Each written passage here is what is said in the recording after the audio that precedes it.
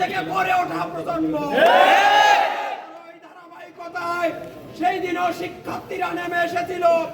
আমাদের সহযোদ্ধা আল-শারিয়ার শুভ, আমাদের সহযোদ্ধা সজীব সহ আমাদের সহযোদ্ধা সোহরাওয়ার্দী হলের রমজানুল মোবারক, সালাউদ্দিন সহ যারা এই আন্দোলনে অংশগ্রহণ করেছিল, আজকে আমরা দেখলাম যে সেখানে হামলা হয়েছে।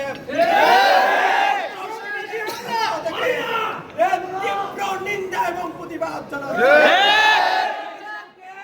রাজশাহী বিশ্ববিদ্যালয়ের এই সর্বাত্মক আন্দোলনে ইসলামী ছাত্র শিবিরের পক্ষ থেকে সংহতি জানাচ্ছি।